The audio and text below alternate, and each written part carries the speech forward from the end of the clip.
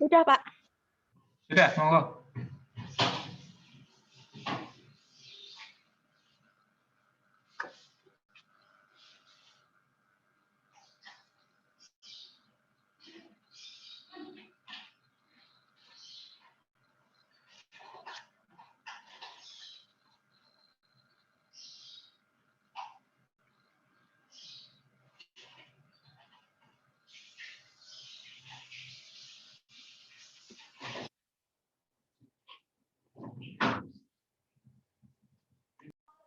Langsung share screen ya, Pak? Silakan, share screen. Ya, izin share screen, Pak.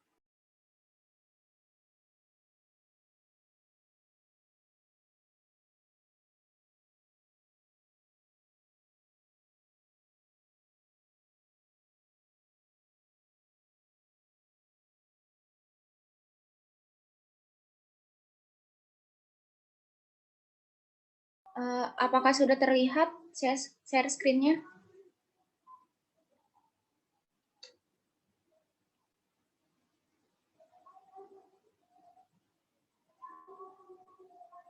Sudah, Aisyah. Oke. Bismillahirrahmanirrahim. Assalamualaikum warahmatullahi wabarakatuh.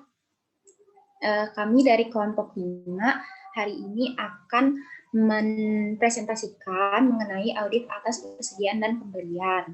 Sebelumnya, kelompok kami terdiri atas 5 orang, dengan saya sendiri Aisyah Paramita, Muhammad Taufikur Rahman, Debbie Reza, Ines Malahayati, dan Yosua Krisandova. Nah, pertama-tama yang akan dijelaskan oleh kami adalah kertas kerja CSF dan CWF, di mana terkait audit atas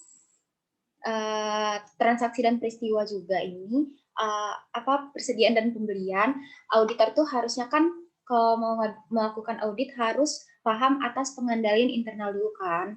Nah, terus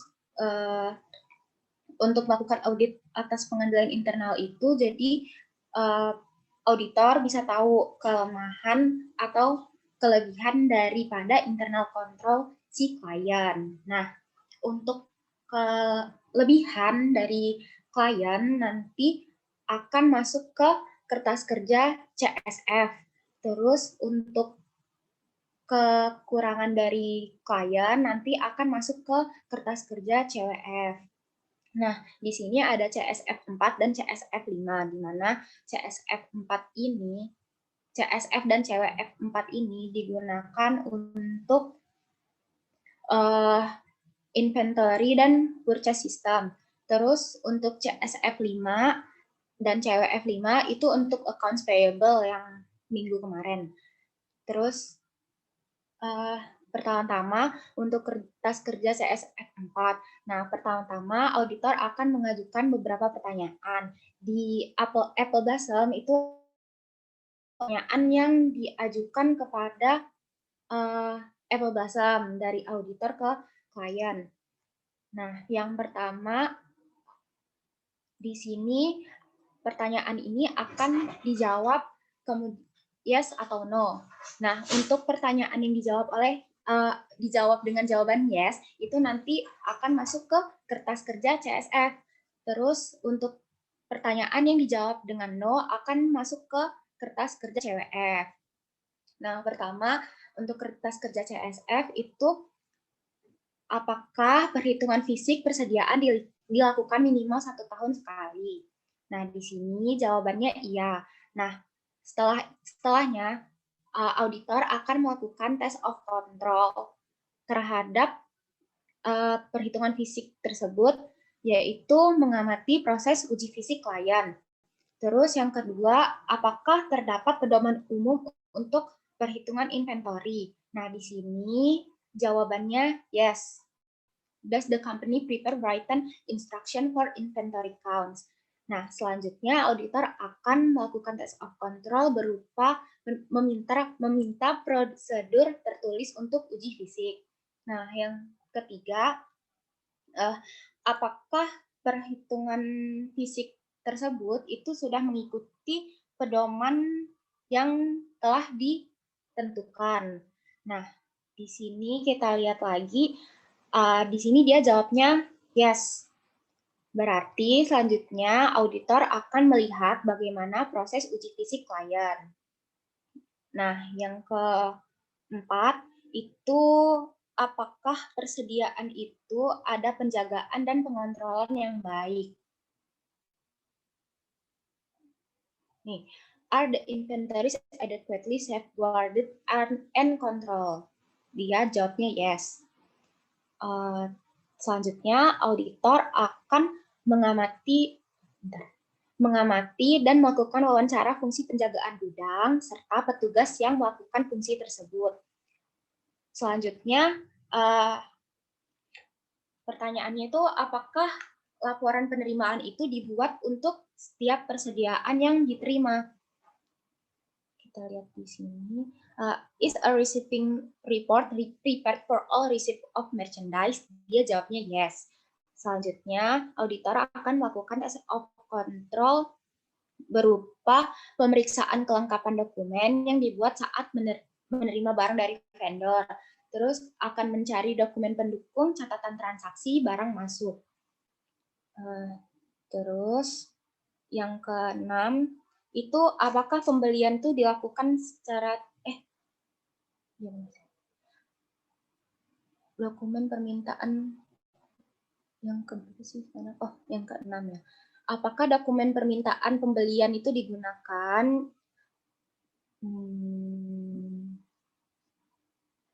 Nah, dia jawabnya ini.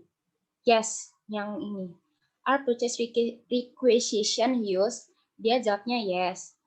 Dokumen permintaan digunakan. Terus selanjutnya auditor akan meminta dokumen permintaan pembelian ke klien. Terus yang ke 7, apakah klien ini menggunakan pre-number untuk purchase order yang dilakukan. Nah, di sini jawabnya yes. Jadi selanjutnya auditor akan memeriksa adanya pre-number atau tidak dan mengecek apakah urutan si pre-number yang sudah dilakukan itu sesuai urutannya atau ada yang terlewat. Nah, terus yang ke-8, apakah semua pembelian itu diotorisasi oleh pihak yang bertanggung jawab. Nah, ini di nomor 10, are purchase authorized by responsible official? Dia jawabnya iya. Nah, yang bertanggung jawab atas pembelian itu adalah Mr. Brown. Jadi, untuk test of control-nya, auditor itu melihat apakah ada atau tidaknya tanda tangan si Mr. Brown ini yang mengesahkan pembelian yang terjadi. Gitu. Nah, terus itu yang ke-9, apakah semua penerimaan persediaan itu telah dihitung dan diinspeksi dengan tepat? Di sini dia jawabnya yes. Are all receipts properly counted and inspected? Itu dia jawabnya yes. Nah, selanjutnya auditor akan mengamati proses perhitungan dan inspeksi penerimaan persediaan oleh klien. Selanjutnya, apakah sistem pencatatan persediaan perusahaan itu menggunakan metode perpetual? Di sini klien menjawabnya yes. Sehingga selanjutnya auditor akan meminta jurnal pencatatan klien terkait persediaan, pembelian, penjualan, dan sebagainya. Terus yang terakhir itu apakah perbedaan antara uji fisik dan catatan perpetual itu diinvestigasi secara periodik atau enggak? Nah, di sini dia jawabnya yes, berarti kalau misalkan ada perbedaan penghitungan dari physical count atau penghitungan fisik dengan yang ada di catatan, itu ada perbedaan, si Apple Blossom itu melakukan investigasi secara periodik. Nah, untuk test of control-nya, auditor akan melakukan permintaan catatan hasil investigasi perbedaan jumlah persediaan tersebut dengan catatan perpetual dan uji fisik. Gitu. Terus selanjutnya untuk yang cewek F4 itu ada 3 pertanyaan yang dijawab no oleh apple blossom, yaitu yang pertama, apakah apakah perhitungan inventory itu dilakukan oleh orang yang mengawasi secara independen atau dengan orang yang melakukan pencatatan. Di sini si Apple Blossom itu jawabnya enggak, karena yang melakukan penghitungan inventory itu adalah si petugas inventarisnya langsung dengan nama Anita Columbo. Nah, dengan ini akan terjadi potensi error karena nggak ada perbedaan orang yang menghitung dengan yang menjaga persediaan gitu. Risikonya itu kalau misalkan ada kehilangan persediaan dalam proses perhitungan itu kita tuh nggak bakal tahu, nggak bakal kelihatan itu kalau misalkan ada kecurangan. Nah, sehingga auditor akan melakukan tes substantif dengan cara mencocokkan catatan masuk dan keluar persediaan dengan hasil uji fisik untuk memastikan persediaan yang hilang itu tetap tercatat. Nah, terus yang kedua itu ada di nomor 7.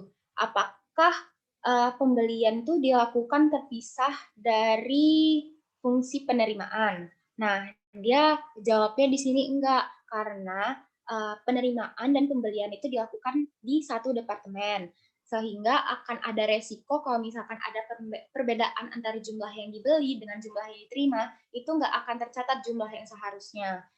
Nah, dengan ini auditor akan melakukan pencocokan jumlah persediaan dengan dokumen permintaan pembelian, purchase order, laporan penerimaan barang, dan laporan persediaan yang terjual. Dan yang terakhir, apakah pencatatan itu dilakukan oleh orang yang nggak ada hubungannya dengan orang yang melakukan penjagaan persediaan. Di sini dia jawabnya enggak, karena si Mbak Anita Columbo itu juga selain dia menghitung inventory, dia juga melakukan pencatatan terhadap persediaan. Sehingga risikonya kalau misalkan ada kesalahan catat atau jumlahnya nggak sesuai, maka kesalahan itu nggak bisa dilaporkan. Sehingga auditor akan melakukan substantif test untuk menghitung ulang berdasarkan sistem pencatatan perpetual dan menguji ke uji fisik persediaan klien. Selanjutnya akan dijelaskan oleh Ines.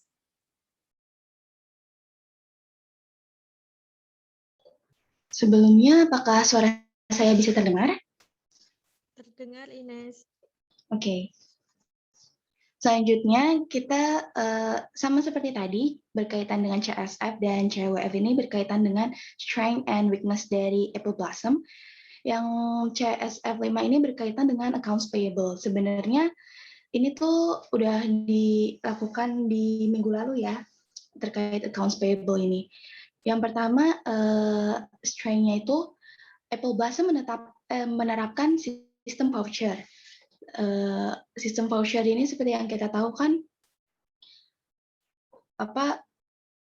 dokumen yang digunakan sebagai bukti pengesahan untuk pembayaran kas yang disetujui oleh pihak berwenang.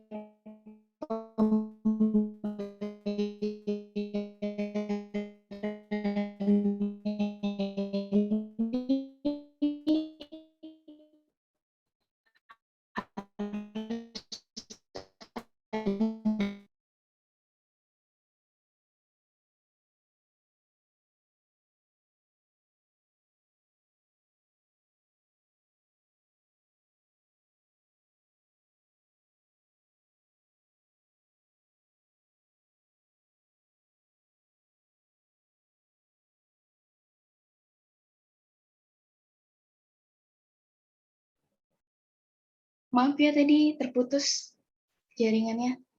Jadi saya ulang aja. Jadi yang string yang pertama itu ada Apple Blossom menerapkan sistem voucher. Jadi sistem voucher ini kan dokumen-dokumen yang mendukung untuk mengenai pembayaran ini ada vouchernya, lalu possible test of control-nya ini meminta dan memeriksa sampel voucher. Lalu yang berikutnya ada voucher disetujui oleh pihak berwenang sebelum dibayarkan. Jadi di sini di Apple Blossom itu vouchernya ditandatangani ada initials dari controller. Possible test of control-nya itu meminta dan memeriksa bukti persetujuan sampel voucher. Kemudian perusahaan mengelola buku pembantu utang. Possible test of control-nya juga meminta dan memeriksa buku pembantu utang. Kemudian penyesuaian utang disetujui oleh pihak berwenang. Meminta dan memeriksa possible test of control-nya itu meminta dan memeriksa bukti persetujuan penyesuaian utang. Bisa dengan tanda tangan seperti yang tadi kan. Jadi dokumen-dokumennya diperiksa ada tanda apakah sudah diotorisasi. Selanjutnya, penandatangan cek memeriksa bukti pendukung sebelum pembayaran dilakukan. Possible test of control yang bisa dilakukan adalah mengobservasi proses pemeriksaan dokumen tambahan oleh penandatangan cek. Lalu, yang terakhir ada dokumen pendukung distempel cancel oleh penandatangan cek. Sama, possible test of control-nya itu mengobservasi proses pemeriksaan dokumen tambahan oleh penandatangan cek. Selanjutnya ke CWF 5. Kalau tadi kan berkaitan dengan kelebihan dari kontrol internalnya, sekarang kelemahannya. Sama juga dari kuesioner. Yang pertama ada distribusi pelunasan utang, pelunasan atas voucher, diperbesar aja ya.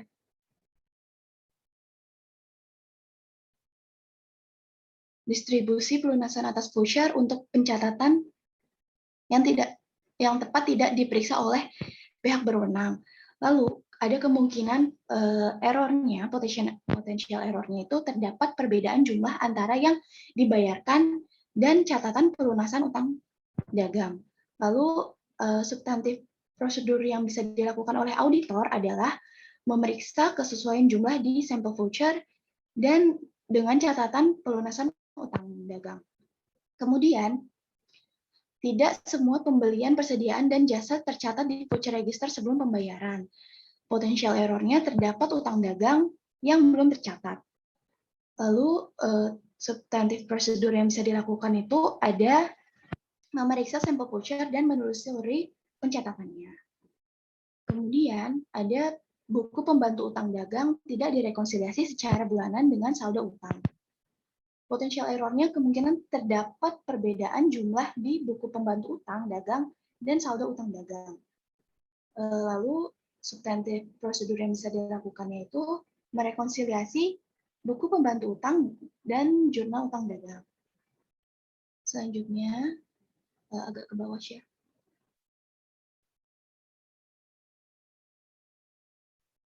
Oke, kelebihan.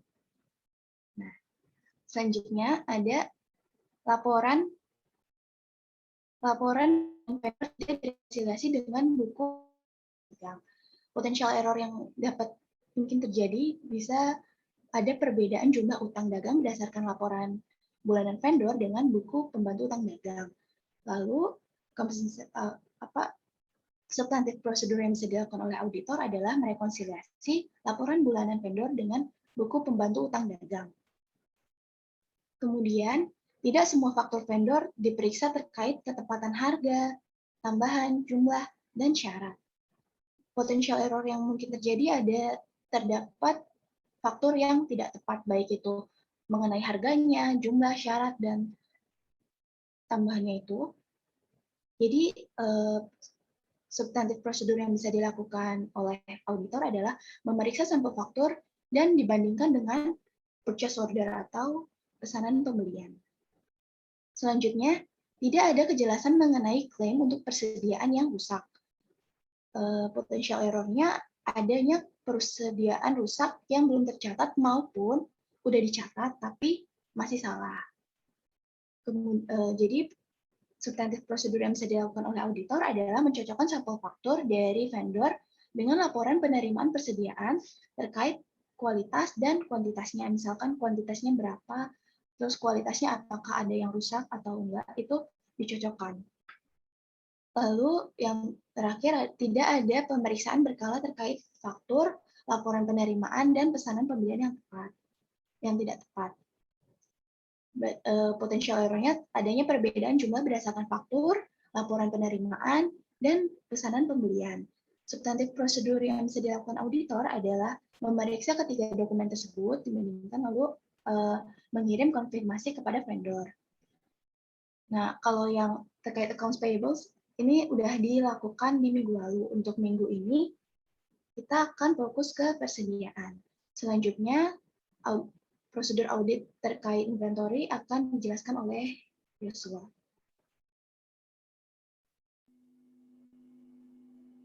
Ya, sebelumnya apakah suara saya sudah bisa terdengar, teman-teman? Yes.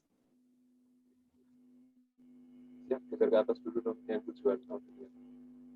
Geser ke atas. Nah, yang pertemuan kali ini akan dibahas tentang audit atas persediaan atau inventory. Kenapa sih dilakukan audit atas persediaan ini? Tujuannya itu untuk yang pertama, memastikan transaksi dan saldo atas persediaan tidak ada yang bersifat fiktif. Itu untuk membuktikan asersi keterjadian dan eksistensi. Jadi persediaan yang dicatat di neraca itu yang benar-benar ada di dalam, ya ada barangnya, ada wujudnya gitu. Yang kedua, tidak ada transaksi atas persediaan yang hilang dari balance sheet atau dari neraca. Ini menyangkut asersi kelengkapan. Lalu yang ketiga, untuk membuktikan persediaan benar-benar dimiliki oleh perusahaan. Ini untuk membuktikan asersi hak dan kewajiban. Di nomor 3 ini misalnya seperti kalau di persediaan perusahaan itu ada barang titipan, itu kan secara akuntansi perusahaan tidak punya hak untuk mengakui itu sebagai persediaan, maka harus dicek ulang. Nomor 4, perjanjian pembelian persediaan dengan pihak lain dapat diungkapkan. Ini menguji asersi presentation and disclosure. Lalu selanjutnya, tujuannya itu memastikan bahwa saldo persediaan dapat dinilai dan diklasifikasikan dengan tepat. Ini untuk membuktikan asersi valuation and allocation. Lalu yang keenam, persediaan diklasifikasikan pada periode yang tepat. Ini untuk membuktikan asersi valuation and allocation. Nomor 6 ini mungkin sudah disinggung di pertemuan selanjutnya, yaitu terkait ada hubungannya dengan utang dagang, account payable, yang misalnya ada pelunasan setelah tanggal neraca, tapi berbicara pembelian, makanya nanti di audit ini juga akan berhubungan dengan itu. Persediaannya yang misalnya masuk di periode yang kurang tepat akan diklasifikasikan ulang. Nomor 7 yang terakhir, tujuan auditnya itu memastikan bahwa seluruh persediaan dicatat dan dihitung dengan tepat. Itu untuk membuktikan asersi valuation and allocation. Lalu selanjutnya untuk mencapai tujuan audit itu, kami melakukan prosedur audit antara lain ada 11 ini ya. Yang pertama, melakukan review dan evaluasi pengendalian internal atas persediaan. Itu tujuannya untuk menguji asersi secara umum semuanya. Lalu selanjutnya, melakukan tracing bukti stok non ke inventory schedule atau melakukan tracing bukti stok non ke daftar inventory yang sudah dibuat oleh perusahaan. Itu untuk menguji asersi kelengkapan dan nanti akan diuji atau akan dilakukan di kertas kerja C2 dan C1. Lalu yang ketiga, ini salah ya, maaf ya urutannya. Yang ketiga itu melakukan observasi perhitungan persediaan fisik dan test count. Ini untuk menguji asersi eksistensi dan ketersediaan. Lalu selanjutnya, melakukan peninjauan ulang dengan putih dan rekalkulasi terhadap konsep persediaan. Bisa dari nilainya, dari jumlah unitnya, dari jumlah harga persediaan, harga pembeliannya berapa, terus apakah ada barang yang rusak, ataukah ada barang yang sudah kadaluarsa, sudah expired, ya kan cut off. Ini misalnya nanti bakal dihitung ketika ada satu persediaan, laporannya itu misalnya ada 100 unit dengan harga perolehan 50, apakah sudah benar nanti nilai yang dilaporkan itu 100 kali 50, apakah sudah pas gitu. Terus setelah itu mengecek juga misalkan yang sudah saya singgung di awal tadi, apakah ada barang yang sifatnya itu konsinyasi, jadi dia tidak bisa dihitung sebagai inventory. Lalu apakah ada barang yang rusak atau yang sudah kadaluarsa, maka harus dieliminasi dari inventory yang sudah dicatat oleh perusahaan. Lalu yang keenam, melakukan rekonsiliasi jika stok of name dilakukan beberapa waktu sebelum atau sesudah tanggal teraca atas penerimaan inventory ke dokumen penerimaan. Ini untuk menguji asersi kelengkapan serta asersi hak dan kewajiban. Lalu yang ketujuh, membuat laporan hasil stock of name. Ini memuat kesimpulan dan usulan penyesuaian jika diperlukan. Lalu selanjutnya, melakukan penyesuaian terkait persediaan dari usulan yang diajukan. Kemudian menentukan kebijakan penyesuaian persediaan. Jadi, ketika ada laporan hasil stock of name ini tadi, auditor bisa melakukan usulan atau revisi atas perhitungan stock of name itu apabila ada kesalahan yang dipandang auditor harus disesuaikan. Ini menguji asersi valuation and allocation dan asersi ketersediaan. Bukan RU-nya hak dan kewajiban. Maaf. Lalu yang ke-9 itu memastikan dasar pengukuran persediaan apakah dicatat dan disajikan di laporan keuangan sesuai prinsip akuntansi yang berlaku. Ini untuk menguji asersi presentation and disclosure. Jadi nanti dilihat apakah di laporan keuangan itu sudah disajikan di akun yang tepat. Kalau persediaan kan mestinya di aset lancar ya. Lalu yang ke-10, melakukan review persediaan atas barang konsinyasi. Ini ada hubungannya dengan asersi hak dan kewajiban. Nomor 11, yang terakhir, itu melakukan review metode penentuan harga untuk konsistensi dan tes item yang dipilih untuk harga yang sesuai. Jadi di Apple Blossom ini nanti pakai metode FIFO untuk persediaannya. Jadi nanti kita akan cek apakah persediaan yang disajikan di laporan keuangan itu sudah sesuai dengan perhitungan FIFO atau belum. Lalu selanjutnya kita akan ke schedule C1 untuk perhitungan-perhitungannya akan dijelaskan oleh Debbie. Baik, terima kasih Yosua atas penjelasannya. Selanjutnya C1 merupakan schedule inventory yang berasal dari perhitungan klien. Angka ini dapat dilihat dari Aisyah, tolong ke sheet 7. Nah, di sini bagian dokumen C1 atas lagi Aisyah. Nah, di sini kami sudah membuat format seperti tahun lalu yang di schedule C1 lagi. Kembali lagi, tolong Aisyah.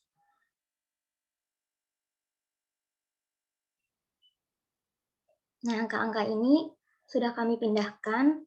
Kemudian kami melakukan rekalkulasi number of bottles dan total ounces. Itu dengan cara number of bottles dicari dengan cara perkalian antara number of cash dikali 24. Contohnya pada oils A601 lemon itu terdapat number of cash-nya sejumlah 321. Kemudian dicari number of bottles-nya jadinya 321 dikali 24 jadinya 7.704. Kemudian total ounce-nya dengan cara mengalihkan size ounce-nya. Jadinya 7.704 dikali 2 menghasilkan angka 15.408. Ini sudah sesuai dengan sheet 7 lagi, tolong aja. Ini yang di C1, yang di size on. Ya. Number of battles-nya 7.704 dan total odds-nya 15.408 sudah sesuai. Kemudian kembali lagi di C1. Kami sudah melakukan rekalkulasi di masing-masing produk yang kami beri tanda bintang apabila telah sesuai. Tanda plus. Kemudian kita melakukan coaching juga sesuai dengan audit programnya dengan data di schedule C2. Tolong, Aisyah. Nah, ini kami sudah mendatanya agar lebih jelas. Contohnya saja tadi A601 yang lemon oil, ini number of case-nya 321 dan number of battles-nya 7.704. Ini sudah sesuai, kemudian totalnya juga 15.408. Ya, tolong kembali lagi di C1 aja. Di sini apabila sudah sesuai, kami memberi tanda bintang yang berarti jumlah inventory sudah sesuai dengan hasil uji fisik yang dilakukan oleh auditor. Kemudian kami melakukan tracing di sebelah kanannya, Aisyah. Maaf sebelumnya, kita melakukan footing juga dengan menjumlahkan total secara vertikal sebelah kiri, Aisyah.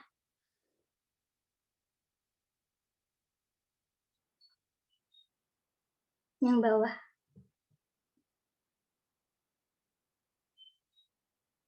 Ini, balance per book-nya sebesar 3.974,5.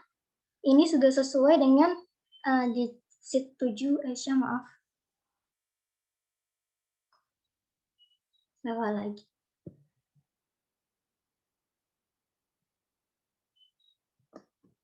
Di sini sudah sesuai dengan perhitungannya. Terima kasih. Terus kembali lagi di C1. Kemudian kami melakukan tracing di sebelah kanan, Aisyah.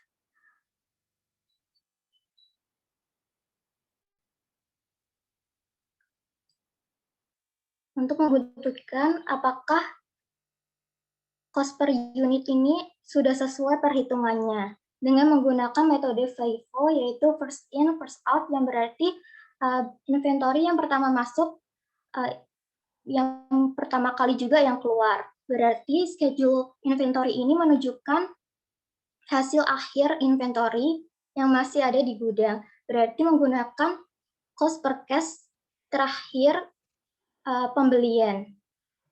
Kemudian kita melihatnya dari exhibit 5 di sheet 7. Apakah terdapat pembelian terakhir? Contohnya tadi A601 di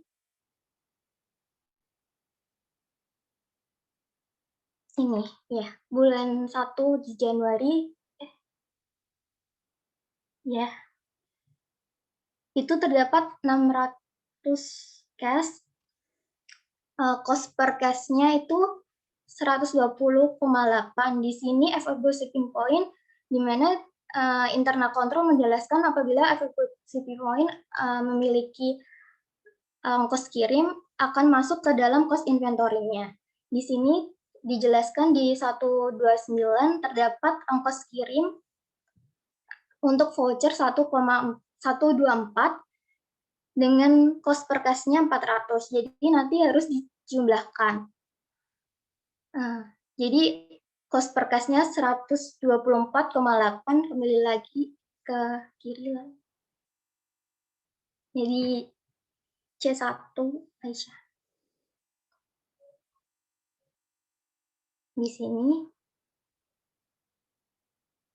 maaf, ke samping lagi, bentar.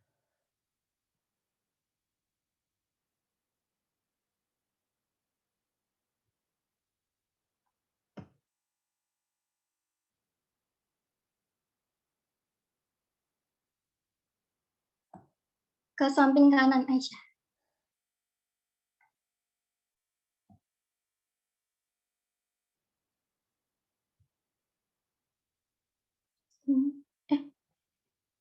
Mohon maaf, ke sheet 7 dulu Aisyah. Mohon maaf.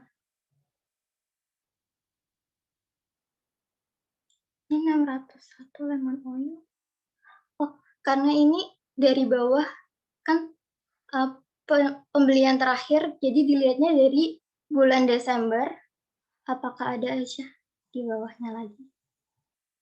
Ini 601, yang terakhir itu 100 buah, sebanyak 110,8, dan memiliki ongkos kirim juga sebesar 400, jadi di jumlahnya 104,8.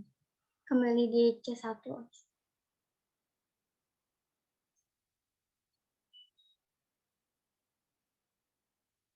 Nah, ini kami melakukan perhitungan ulang, ternyata cost per unitnya sebesar 2,39, bukan 2,6. Maka di sini terjadi kesalahan perhitungan.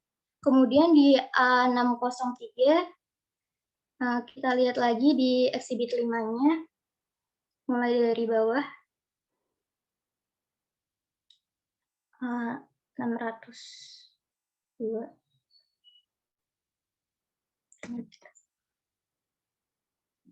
Ini ada lemon oil. Yang 603 ini sebesar 400, sebanyak 400 dengan cost per case-nya 245,9 dan memiliki ongkos kirim sebanyak 400. Jadi cost per case-nya 249,9, kembali lagi di C1 Aisyah.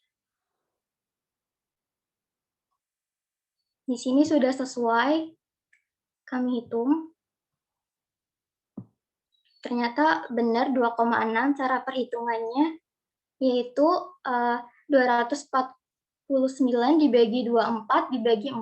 Dibagi 24 karena per case botol itu terdapat 24 botol. Kemudian 608, kembali lagi di sheet 7 Aisyah. Ini terdapat 400 quantity dengan cost per case-nya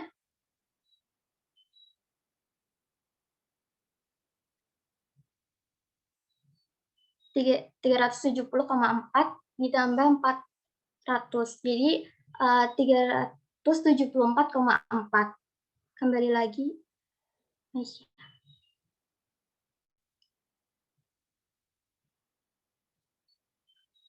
Nah, ini sudah sesuai ya. Kemudian kami lanjut langsung ke L612 moisturizing yang mengalami kesalahan perhitungan. Lihat lagi di sheet 7 Aisyah. 112. Ini kayaknya di sini. Ya, di atas lagi. 12. Di sini.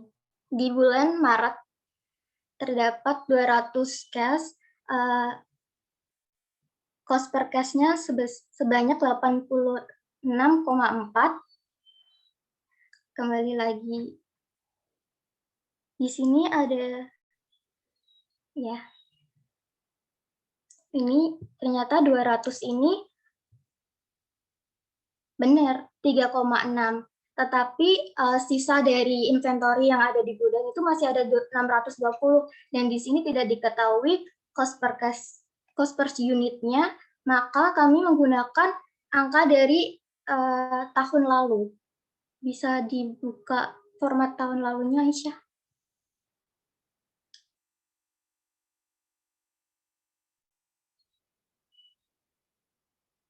Bentar. Iya.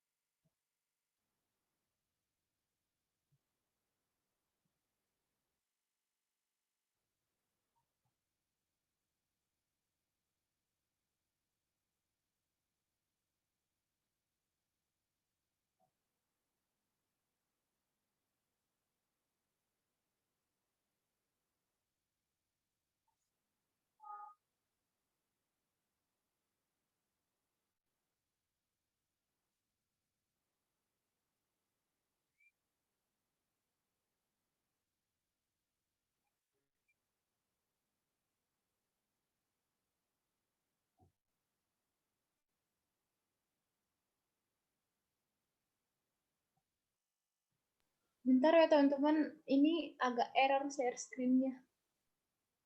Iya.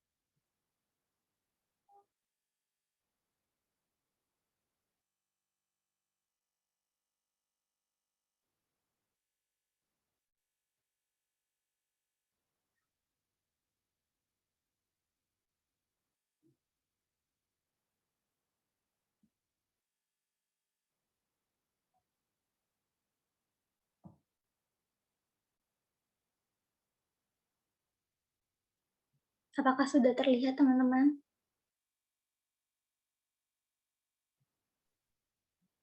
Belum deh. Belum ya.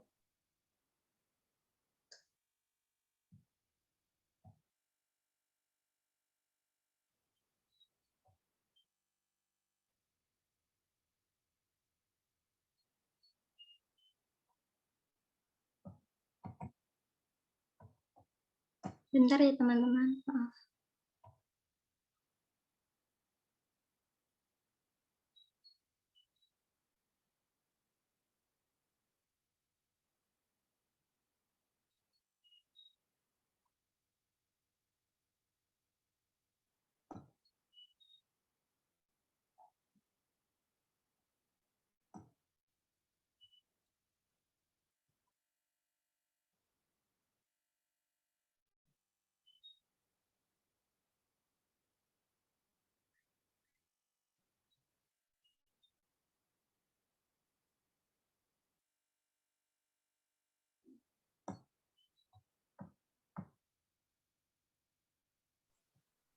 Udah Ini kelihatan sudah kan? terlihat.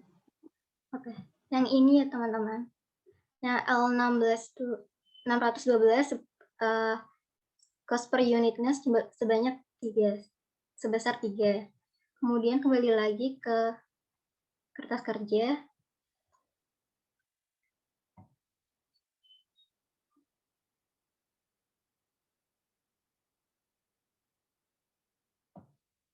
Udah nggak bisa juga. Ya. Aku aja nggak.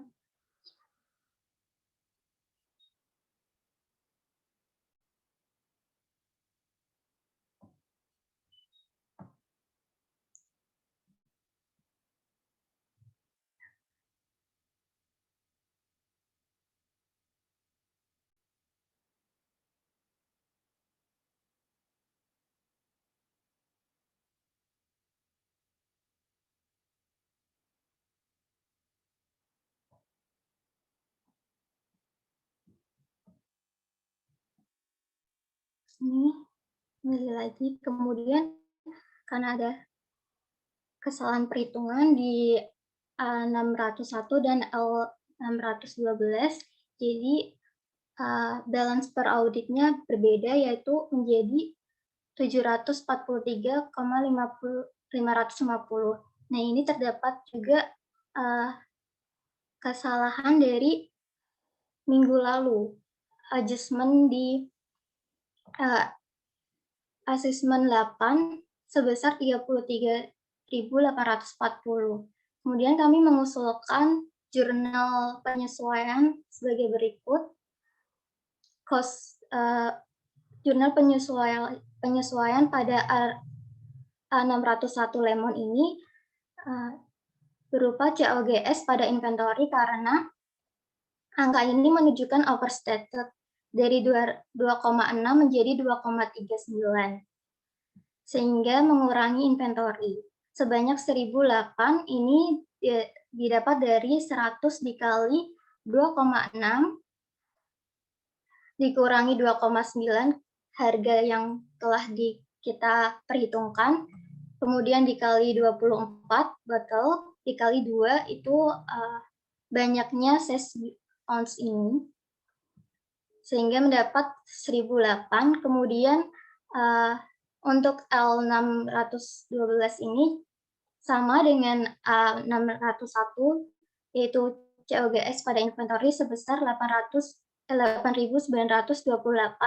Ini didapat dari 820 dikurangi 200 yang terakhir dibeli dikali 24 botol dikali 3,6 ini harga baru dikurangi 3 harga tahun lalu.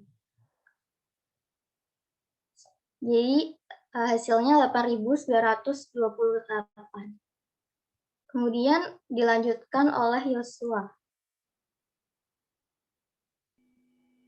Ya, selanjutnya yang jurnal koreksi ketiga ini inventory pada account payable. Jadi yang di jurnal terakhir ini berhubungan dengan pekerjaan yang minggu lalu. Yang account payable ini hubungannya dengan utang yang masih belum dicatat. Kemarin kan sudah dibahas di kelas juga oleh bapaknya.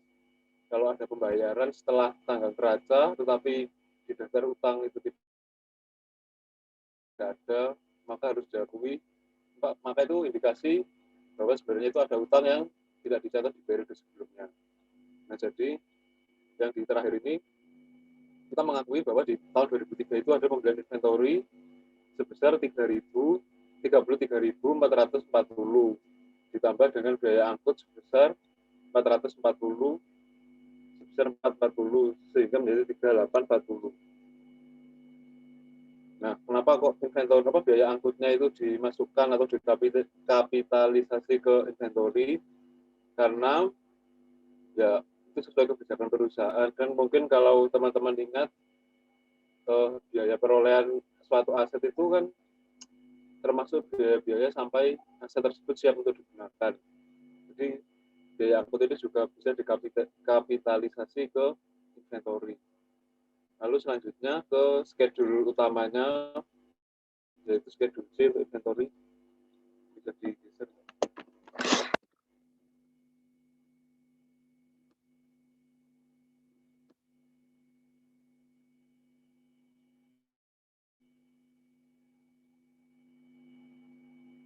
Nah, di schedule C untuk inventory ini ada koreksi untuk saldo inventory di debit sebesar 33.10, sedangkan di kredit sebesar 9936. Nah, teman-teman yang perlu diperhatikan ini untuk saldo per buku salah ya di sini ya. Seharusnya itu 719646. 646. Jadi nanti di saldo akhirnya jadi 743550.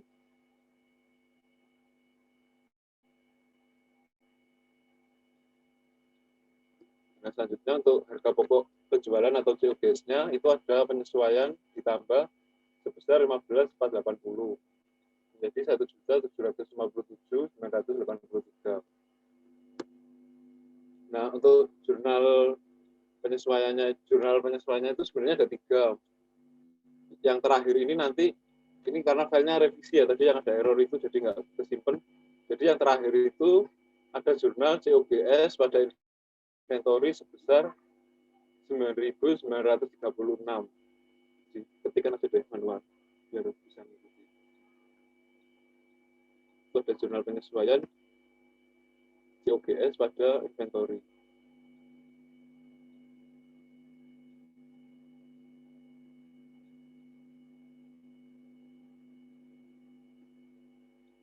Sebesar 9936. Itu ya itu.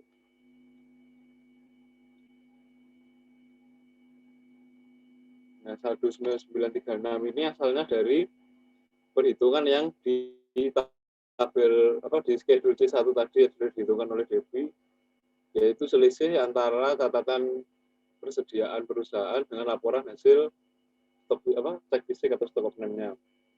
Nah, yang atas itu ada 2. Yang pertama, penyesuaian sebesar 15.480 itu asalnya dari pertemuan yang sebelumnya. COGS pada akun payable ini sebenarnya yang 2 ini itu kasusnya sama, yaitu perusahaan itu membeli inventory pada tahun 2003 tapi masih belum masuk ke catatan utangnya dia. Nah, perbedaannya itu yang pertama yang 15.480 ini debitnya kita pakai COGS. Kenapa? Karena persediaan ini sudah dijual di tahun 2003. Jadi kan sudah terjual, makanya langsung kita akunkan ke COGS. Sedangkan yang kedua ini, itu kita penjurnalannya inventory pada akun payable. Kenapa kok inventory? Karena ini nanti penyesuaiannya terhadap saldo inventory yang akhir. Jadi nanti kita akan menambah inventory dan akan menambah utang usaha kita. Jadi kira-kira seperti itu. Selanjutnya untuk schedule C3 akan dijelaskan oleh Taufik.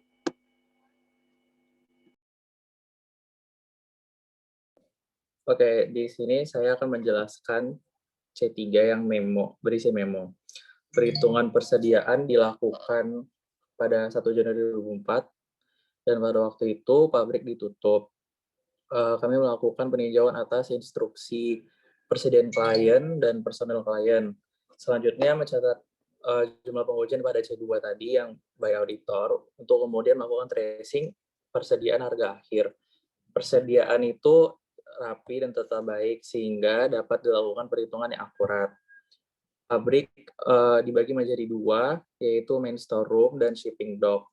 Persediaan diterima dari vendor dalam wadah berisi 24 botol. Menurut pendapat kami, klien menggunakan prosedur persediaan yang baik dan melakukan perhitungan secara akurat. Personil persediaan klien tampak kompeten dan kontrol yang baik dilakukan di seluruh prosedur persediaan.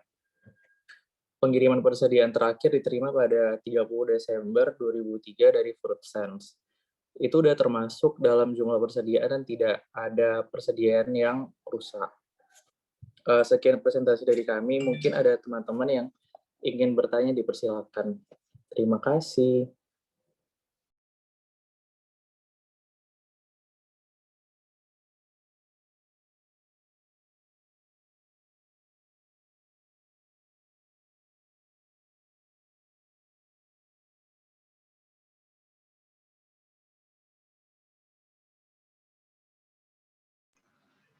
Silakan dibahas.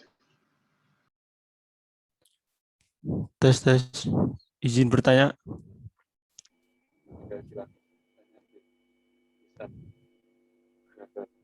Saya Muhammad Ihsanul Fikri, absen 19. Mau lihat yang schedule C1.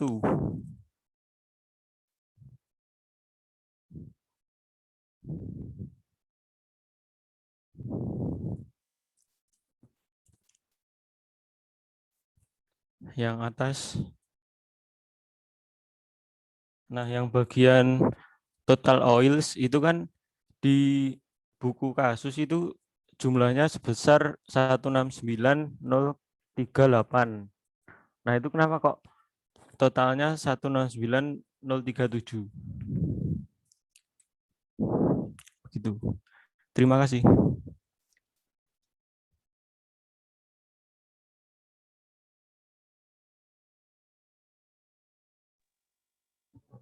Terima kasih, Inu.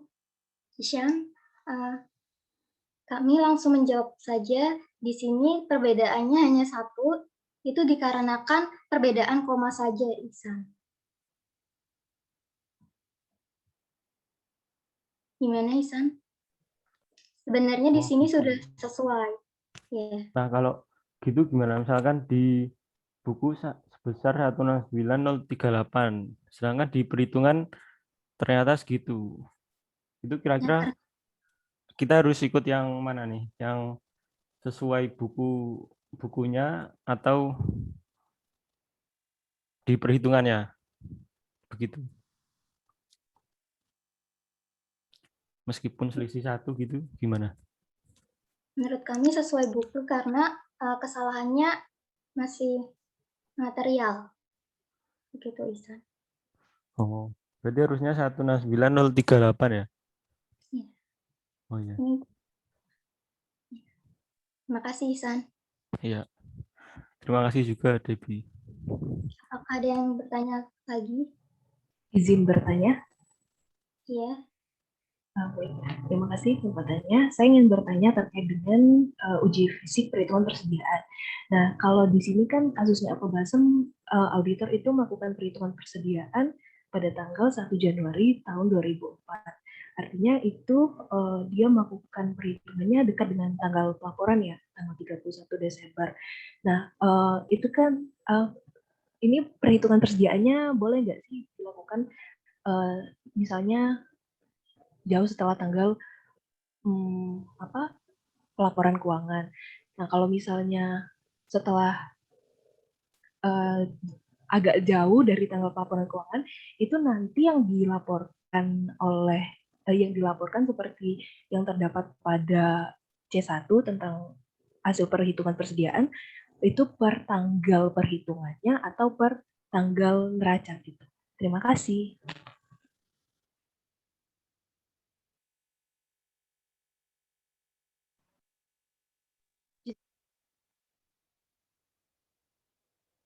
Iya. Benar. Bisa. Aku Terima kasih, mau Raisa. nanya terkait Iya, gimana? aku mau nanya terkait ini. Tadi kalau nggak salah di prosedur auditnya tuh sempat bahas barang usang gitu loh.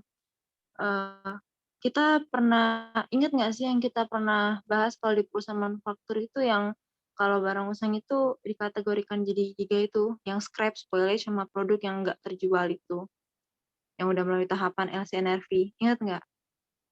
Nah, aku mau nanya kalau di Apple Blossom ini kira-kira apakah semua barang yang usang itu bakal dihapuskan atau ada prosedur-prosedur lain terkait barang-barang seperti misalnya yang scrap atau misalnya bisa diolah lagi atau mungkin yang bisa diperbaiki gitu rusaknya gitu atau bisa dijual lagi. Nah, itu ada nggak prosedur-prosedur terkait barang usangnya? Gimana prosedur terkait barang usang di Apple Blossom-nya gitu? Biasanya kami tampung dulu pertanyaannya. Ada lagi, teman-teman? Izin bertanya. Iya, Miran. Saya Miran, absen 17. Izin bertanya, jadi Apple Blossom itu kan perusahaannya cukup kecil ya, dan nggak ada auditor internal. Nah, sedangkan inventory-nya itu termasuk banyak.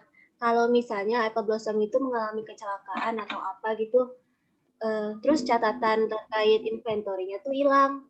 Nah, itu auditnya gimana ya? Terus sama kalau misal terjadi fraud gitu. Terima kasih. Terima kasih, Miran, pertanyaannya. Kami tampung dulu. Kami izin menjawab terlebih dahulu, Pak.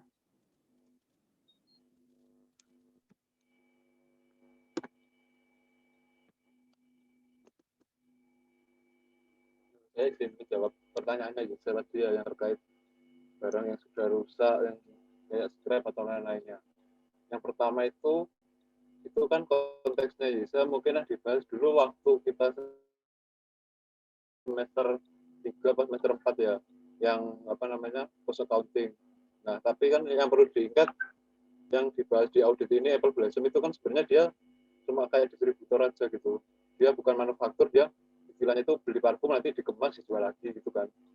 Ya proses bisnisnya gitu. Jadi dia bukan perusahaan manufaktur, dia itu kan perusahaan dagang ya. Nah, terkait dengan barang yang rusak atau gimana, kalau dipikir-pikir kalau parfum itu kayaknya kok nggak bisa ya dimanfaatkan sebagai lainnya gitu, untuk barang lain dolar itu kok kayaknya nggak bisa. Dan risiko barang rusak atau misalnya kadaluarsa kalau untuk parfum itu kan kecil ya. Maksudnya kalau parfum bahan-bahan kimia itu kan expirednya mesti jangka waktunya itu panjang, dan bisa dibilang kalau parfum itu lebih aman karena nggak ikut-ikutan tren, jadi persediaannya itu bisa lebih lama disimpan dan bisa lama dijual.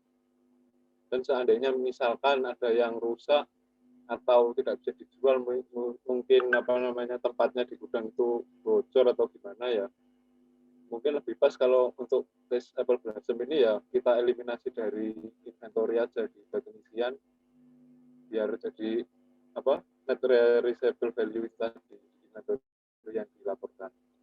Kira-kira seperti itu sih ya. Gimana? Oke, makasih ya Yos sudah ingetin. Iya, ngerti.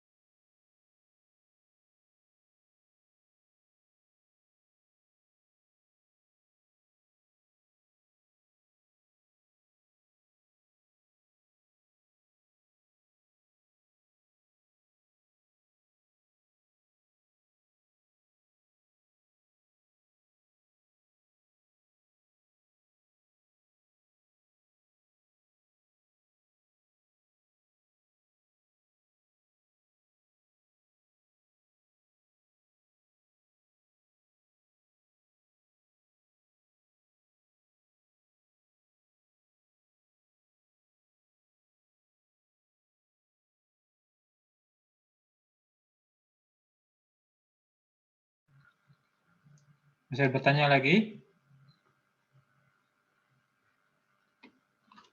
Masih, Pak.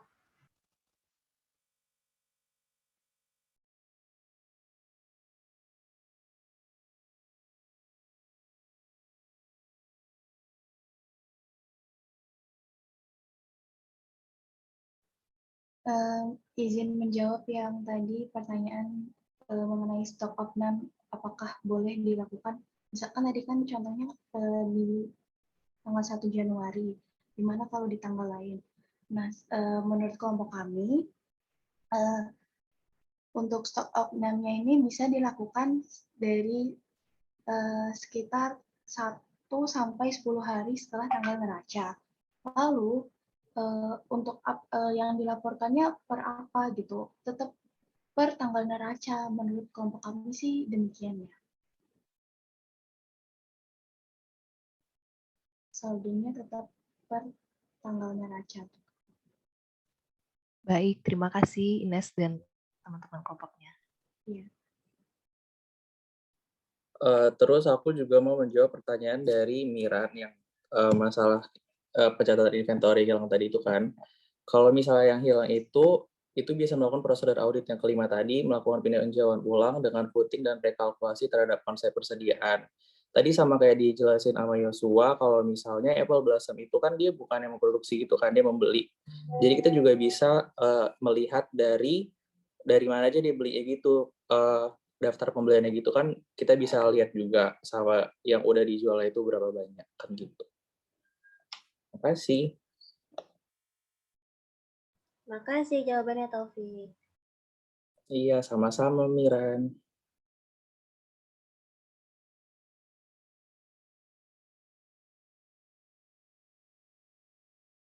Untuk teman-teman yang lain, apakah ada yang masih ingin bertanya? Izin bertanya. Izin bertanya. Silakan.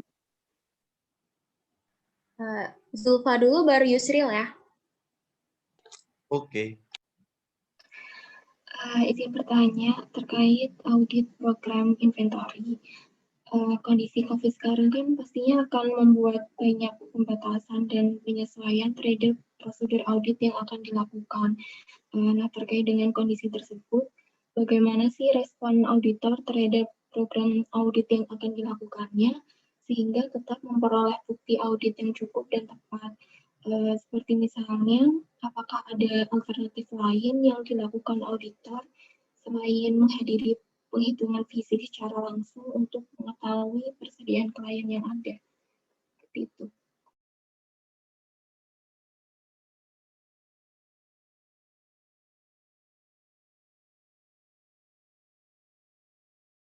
Ditampung dulu ya Zulfa pertanyaannya. Silakan Yusril pertanyaannya. Izin bertanya.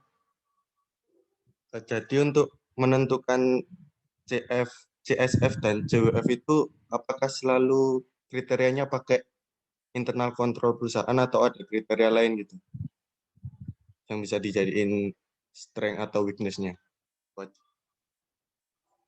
Terima kasih.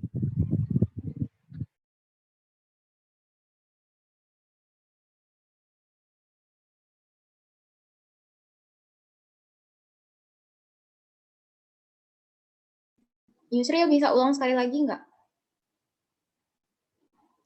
Jadi kan tadi bagian CSF sama JWF itu kan yang strength sama weakness-nya kan indeksnya itu kan pakai internal kontrol perusahaan kan.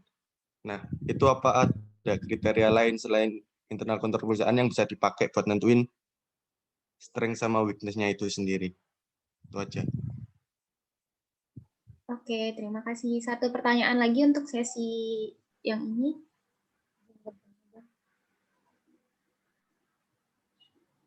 Izin bertanya. Ya, silakan Delphi. Pertama-tama terima kasih untuk presentasinya yang luar biasa. Saya izin mau bertanya terkait barang konsinyasi. Nah, kan di prosedur auditnya itu ada melakukan review persediaan barang konsinyasi. Nah, itu nge-reviewnya itu dengan prosedur audit apa? Apakah melalui konfirmasi atau pemeriksaan fisik atau prosedur audit lainnya? Terima kasih.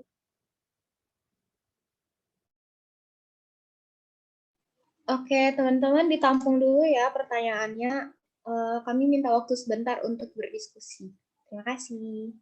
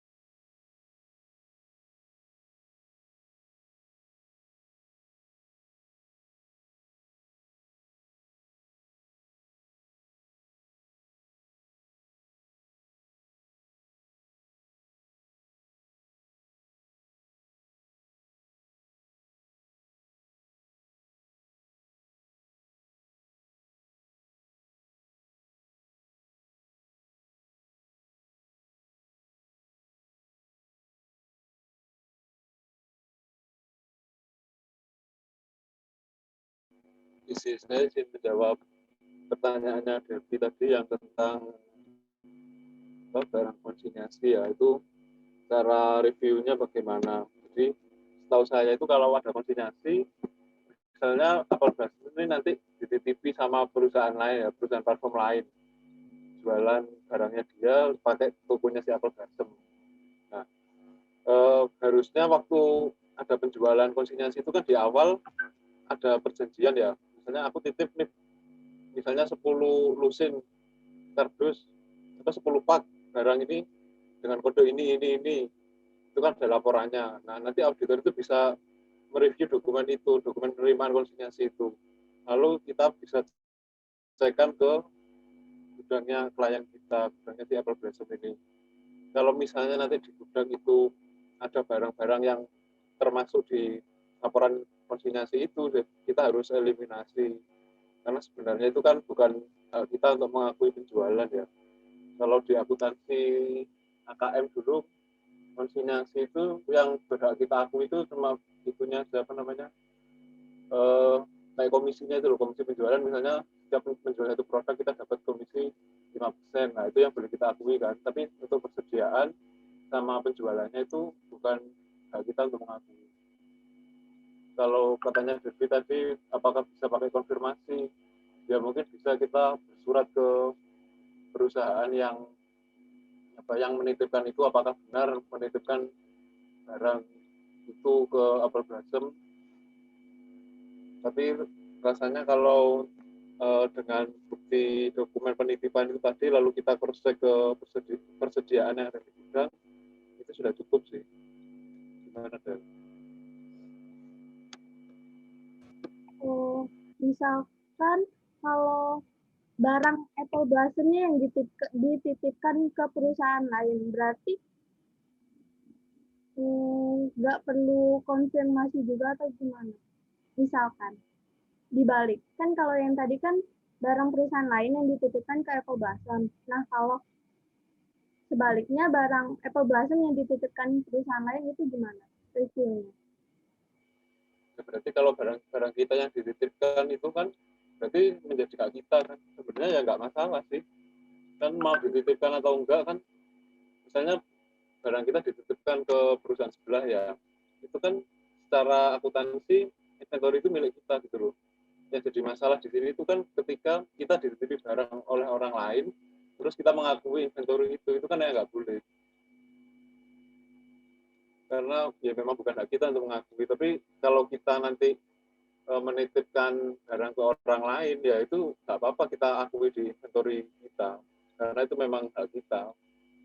Terus kalau auditor mau minta konfirmasi ya bisa, misalnya kita kita kan pasti ketika konsinyasi, ketika nitip itu buat perjanjian juga kan. Nanti auditor minta dokumennya itu, lalu kita cross check-kan ke perusahaan yang kita titipi, apakah benar kita itu nitip barang sebesar sekian itu sih. Baik ya, terima kasih banyak penjelasannya.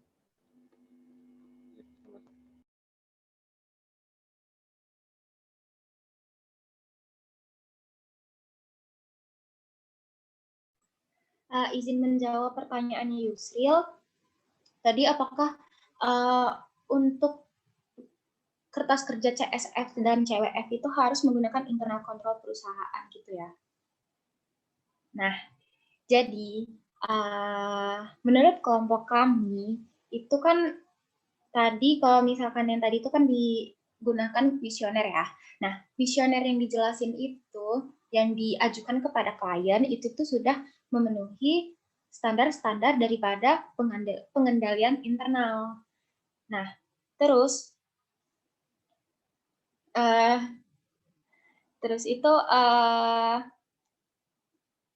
untuk menjawab kuesioner yang diajukan tadi itu sesuai dengan kondisi perusahaan gitu.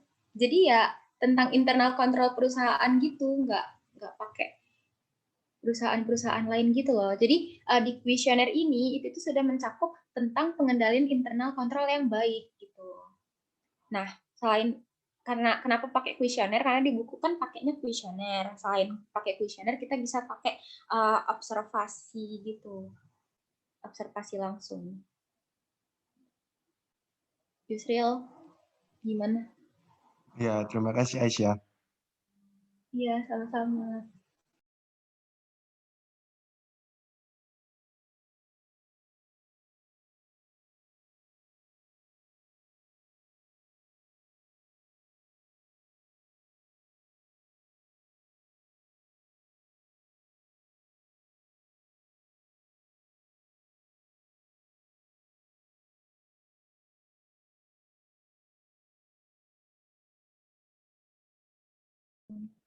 Izin menjawab pertanyaan Zulfa.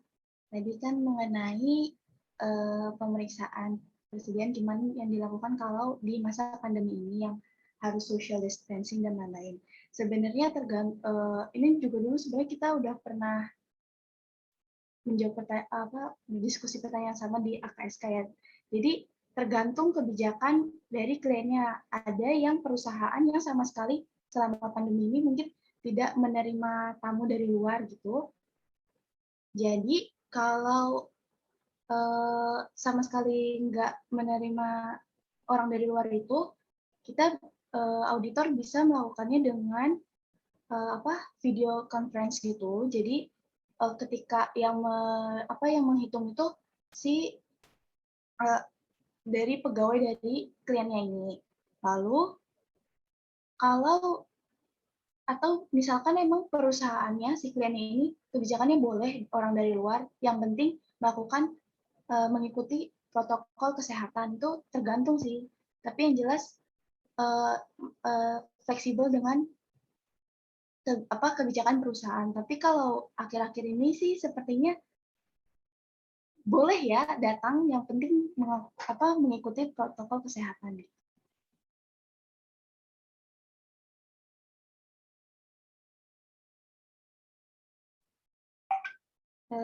Mungkin ada teman-teman yang ingin bertanya lagi?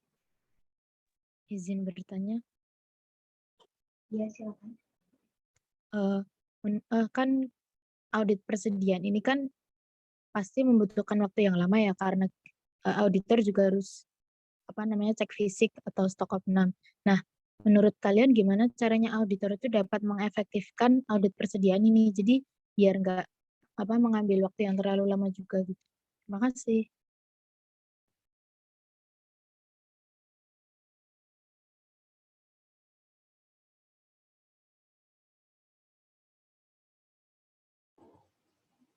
Ditampung dulu ya Ratna pertanyaannya.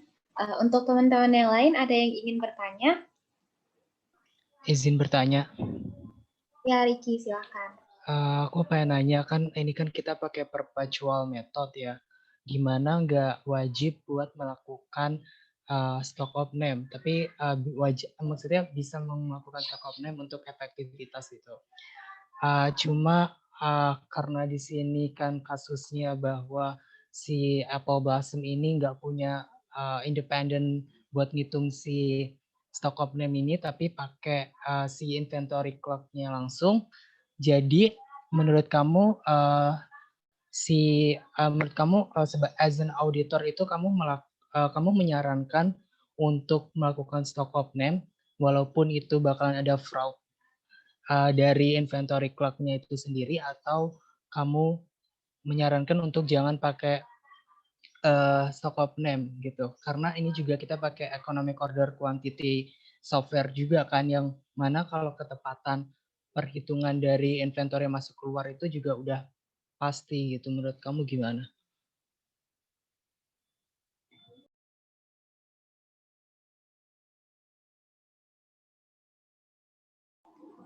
Terima kasih Riki, pertanyaannya ditampung dulu ya. Untuk teman-teman yang lain, satu pertanyaan lagi untuk sesi ini. Izin bertanya Aisyah. Iya Indah, silakan.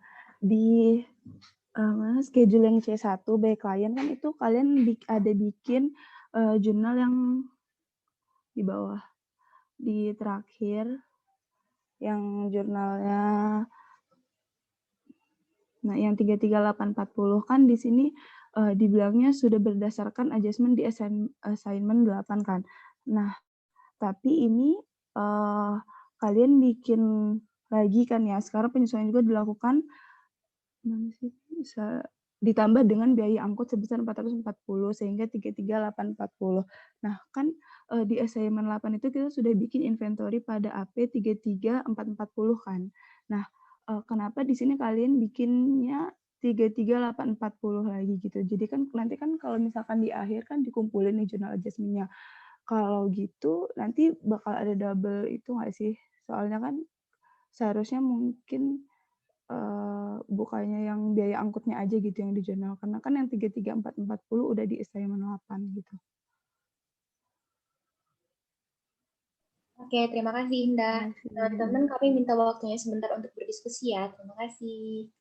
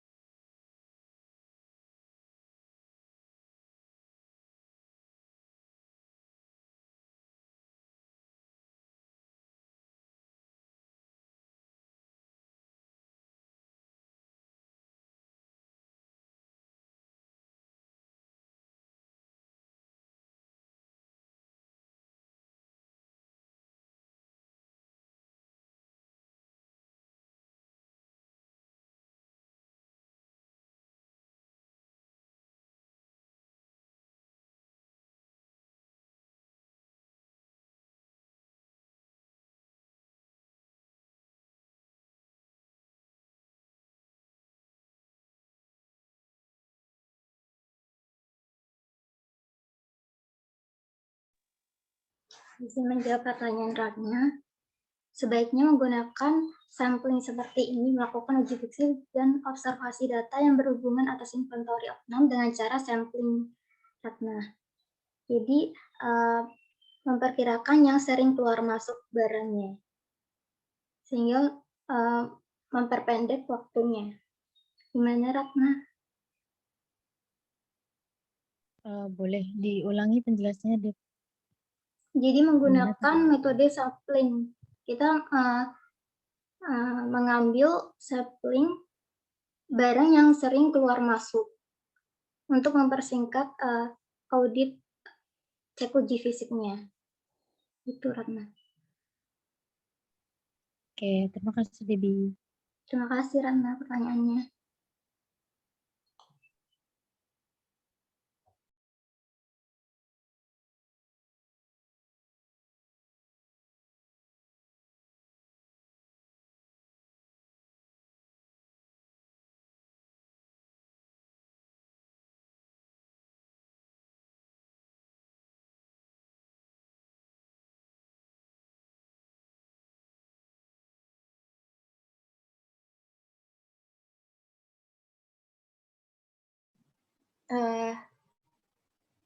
Halo Indah, jadi saya akan menjawab pertanyaan Indah. Sebelumnya terima kasih Indah atas pertanyaannya. Jadi untuk di schedule schedule C1 itu kan ada pencatatan, Debbie boleh minta tolong ke bawah nggak di C1?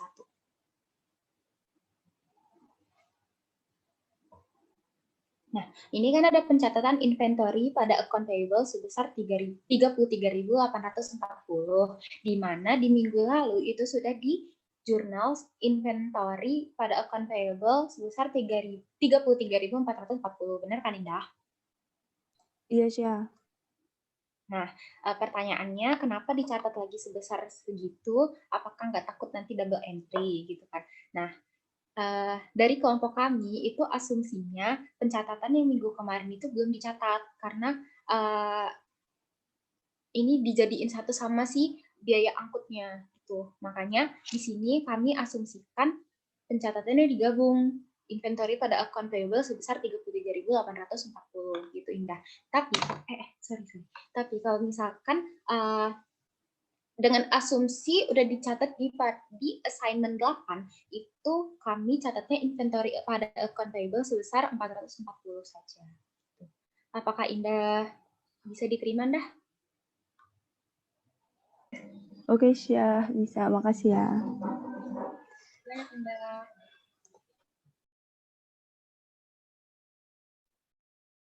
Selanjutnya saya izin akan menjawab pertanyaannya Ricky.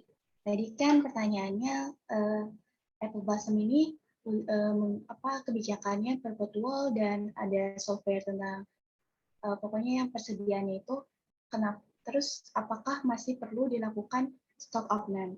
Menurut kelompok kami stock of none itu tetap perlu dilakukan karena misalkan pencatatannya udah benar, tapi kita harus sebagai auditor itu tetap memeriksa gitu secara fisik itu apakah sudah sesuai, karena just in case gitu, kayak misalnya ada sesuai pencatatannya benar tapi ternyata pas di gudang ada persediaan yang rusak ataupun ya itu tadi misalkan adanya fraud dan lain-lain gitu kan.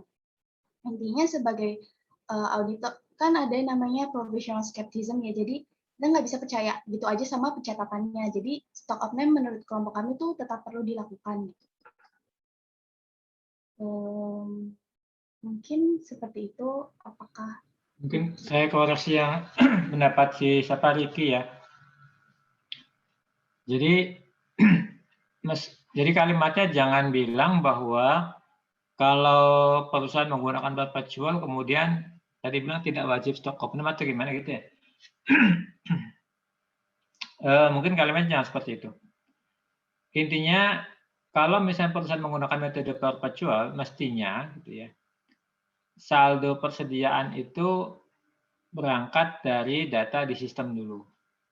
Tetapi bukan berarti nggak dilakukan stock of none gitu ya. Pengendalian yang baik di satu perusahaan, meskipun dia sudah menggunakan perpetual, tetap pengamanan fisik dilakukan. Jadi stock of none dilakukan sebagai bagian dari pengamanan fisik persediaan.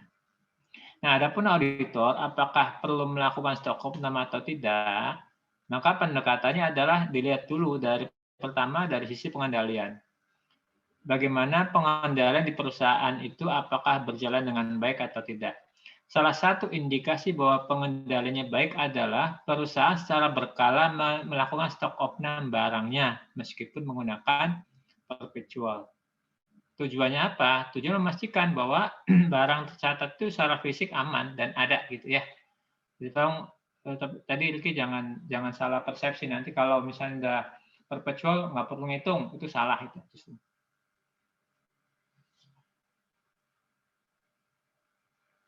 Oke, makasih Pak, makasih Ines.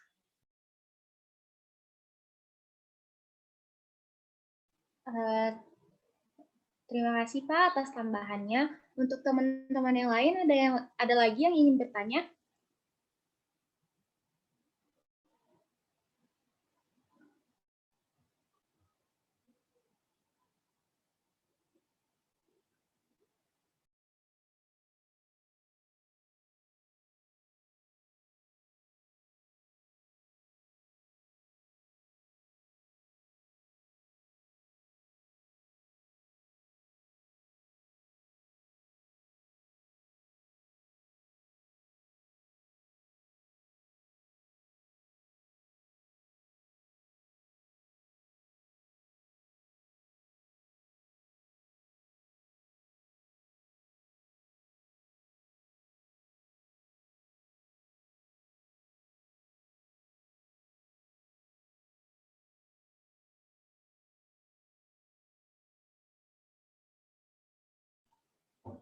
Tidak ada yang ingin bertanya lagi ya teman-teman? Kalau misalkan nggak ada lagi yang mau bertanya, baiklah kami cukupkan presentasi dari kelompok 5. Semoga diskusi kali ini bermanfaat untuk kita semua. Kepada Bapak terima kasih, teman-teman terima kasih juga atas perhatiannya. Wassalamualaikum warahmatullahi wabarakatuh. Salam. Ini yakin udah nggak ada mau nanya nih? Masih ada waktu 1 jam.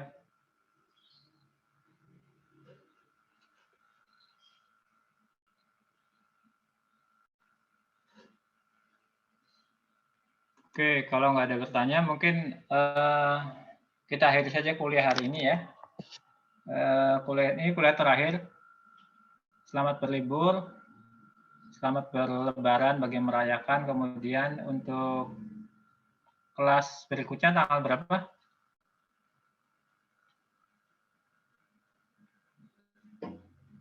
Kita masuk lagi kapan?